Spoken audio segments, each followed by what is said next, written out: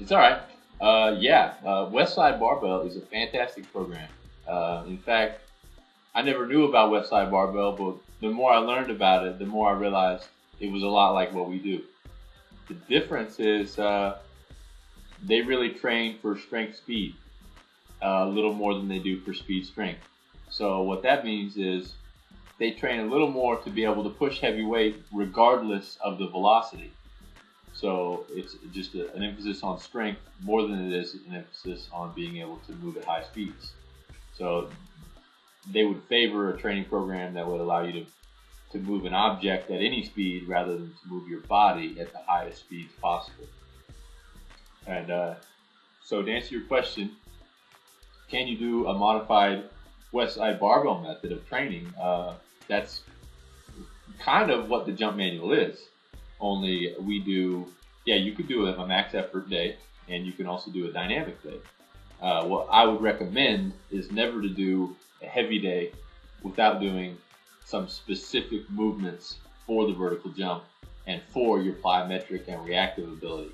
So on the max effort day, you can include plyometrics, you can include squat jumps, you can include altitude drops or box jumps.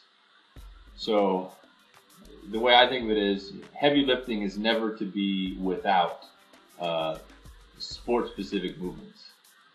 So you can have sport-specific movement days without heavy lifting, but you should never have heavy lifting without sport-specific movements. So if you're going to do a heavy day, on that day, add some of one of the many effective, training methods. You've read the jump manual, so you know how we work out and not just what we do, but how we do it. So do the right things, do them the right way, and add them to the max effort day. Do your dynamic day, track your results, make sure you're not overtraining, and as you get stronger, which will take some time, you'll taper off some of that heavy stuff and start favoring higher velocity. Does that make sense?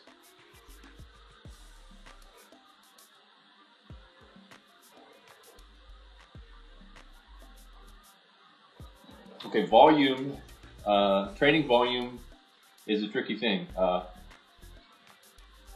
For example, some people can do more training volume than others because they have bigger muscles, more glycogen storage. They're better adaptable to anaerobic endurance. So, the amount of volume you're able to do is going to depend on your specific skill set, on the muscle that you have, the training you've done prior. But the way to gauge that for yourself is if the exercises that you're doing, if you notice a drop in performance during your training session. So I mean, if you're measuring your jump heights like you're supposed to, and measuring your performance, you're going to be able to see that you're going down. And at that point, you're either going to need to add reps or stop the workout, because we're going to be trying to train at a maximum velocity and at our maximum potential. So I mean, you can start with 3 to 4 exercises to add on top of that max day effort, and then see how that goes and test out the volume. I would keep your rep range somewhere between 15 and 25 for each exercise. Keep your sets high and your number of reps low, so that you're focusing on the right intensity. If you're pretty strong already, I would really try and minimize your ground contact time on your plyometric exercises. I mean, because really, the shock method of training is such a fantastic way for you to train your central nervous system, especially if you already have high strength levels and you're going to give yourself a proper recovery.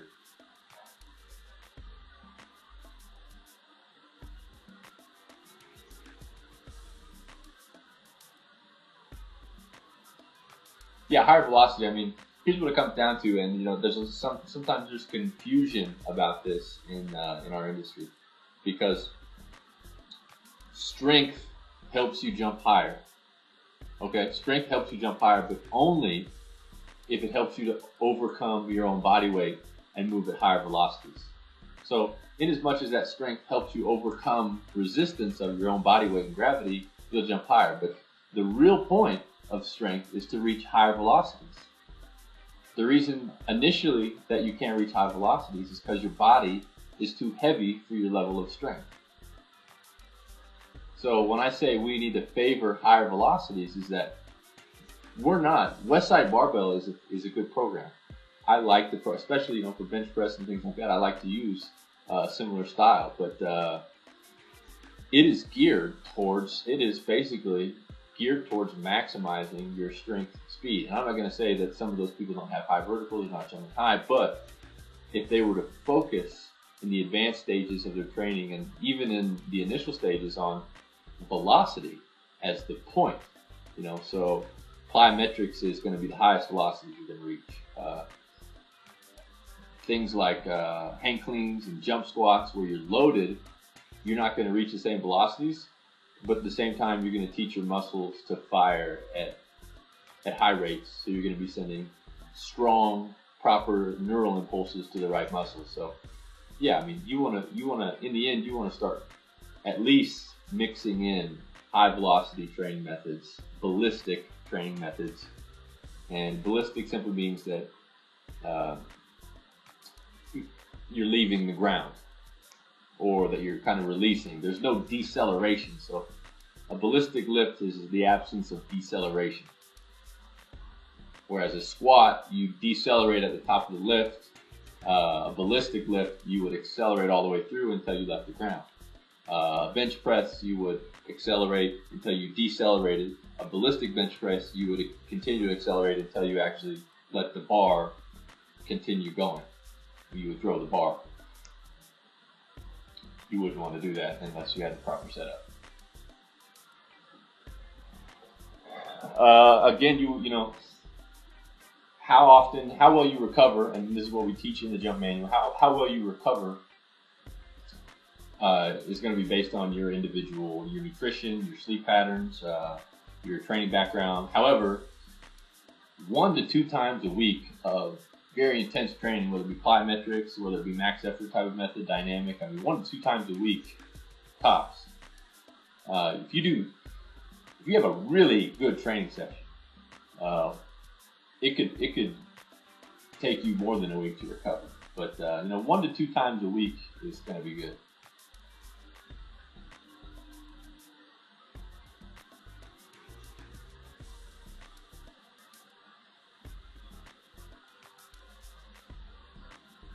So I mean, there are things you can do to eliminate the deceleration. Like, Olympic lifts are ballistic. No, it's fine. Yeah, anything where you're really eliminating the ballistic doesn't mean explosive. I mean, people think of ballistic and they think, oh, it's explosive, like ballistic missile. I mean, that's not the point.